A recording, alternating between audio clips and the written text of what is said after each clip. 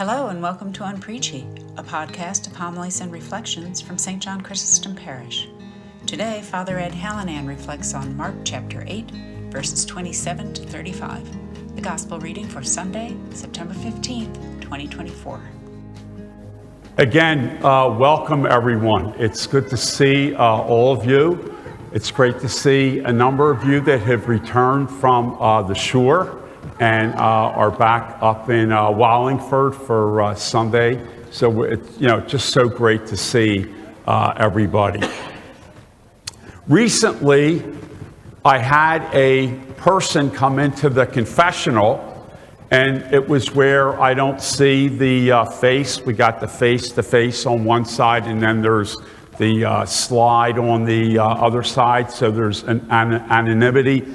And the person said to me, "Father, I'm one of your parishioners, and I hear you say almost every week that we are holy."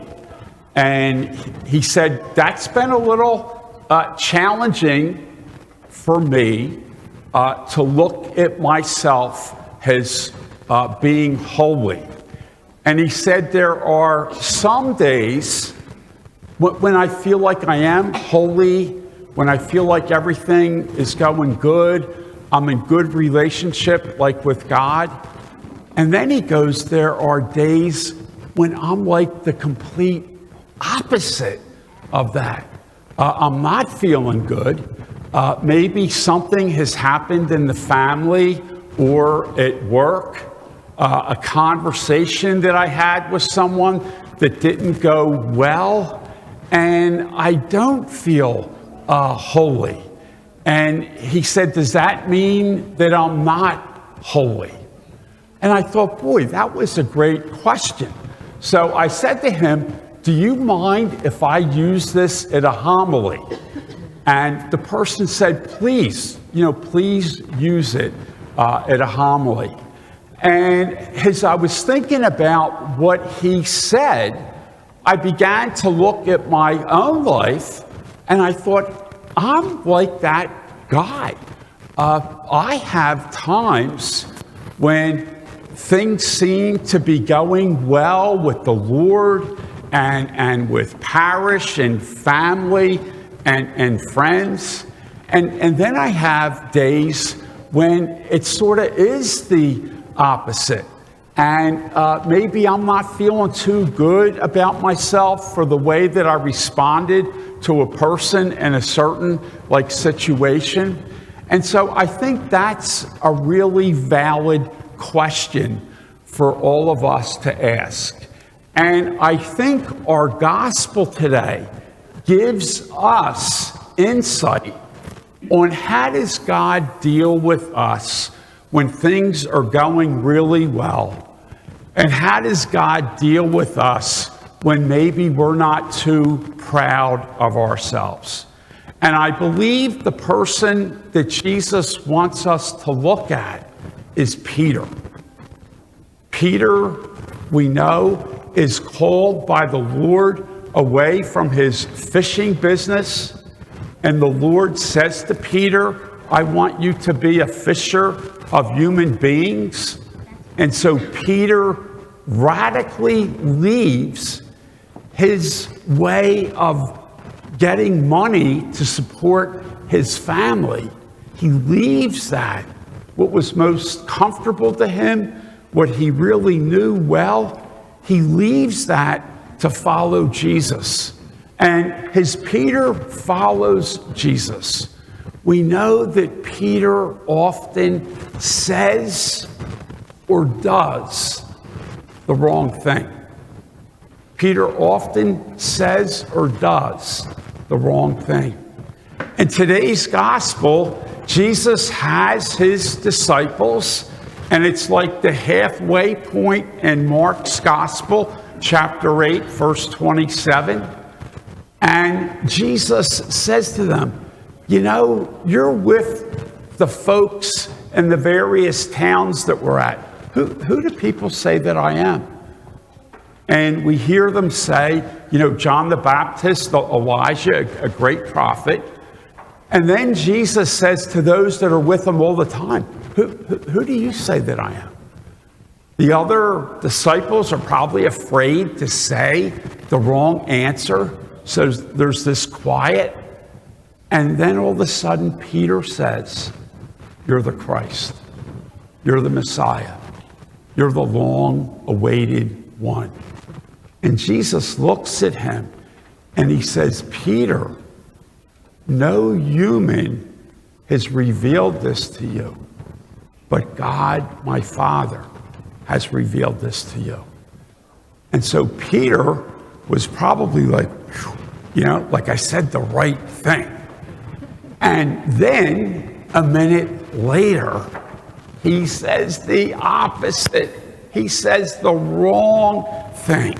So he goes from being really, really good all the way over to here to being really, really bad and saying the wrong thing.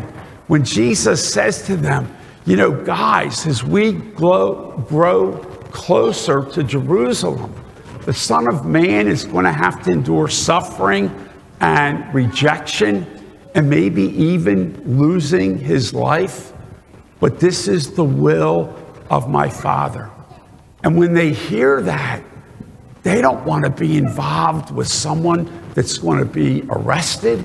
They don't want to be involved with someone who's going to be rejected. They don't want to be involved with someone who's going to have violence done to them. So they say, Lord, Lord, Lord, Lord, Lord, keep on multiplying the bread and the people are going to love you forever. But Jesus says to them, get behind me, Satan. So we look at Peter for things that are going well and for things that are not going well. And so the answer to that gentleman's question is, are we still holy even when we screw up? And the answer to that is a resounding yes. Okay?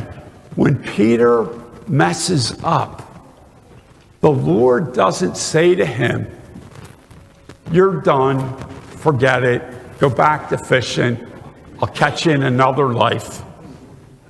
He doesn't do that to him. Instead, what does he do after his resurrection? He draws Peter to himself. So he draws us to himself. And he says to Peter, do you love me? And I think we're all like Peter. When we mess up, it doesn't mean that we don't love the Lord.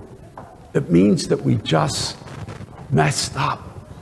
And Jesus says to him 3 times, Peter, do you love me? And Peter begins to break down, cries, and says, Lord, you know that I love you. So the next time that you're feeling holy, the next time things begin to unravel and you're not feeling so holy because of a situation that you got to deal with, and you ask yourself, am I still holy?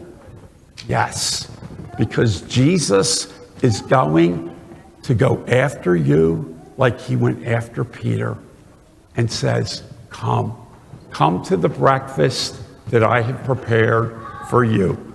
Come to the meal that I have prepared for you. And that's what we're doing today.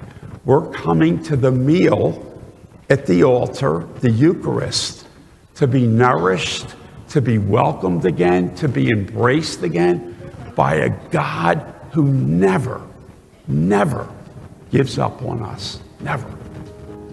God bless you. Unpreachy is a production of St. John Chrysostom Parish in Wallingford, Pennsylvania. Visit us at sjcparish.org. If you enjoyed this episode, please share it with a friend. This podcast was produced by Brendan Lorden with music by Skytoes on Upbeat. Thanks for listening. Be well.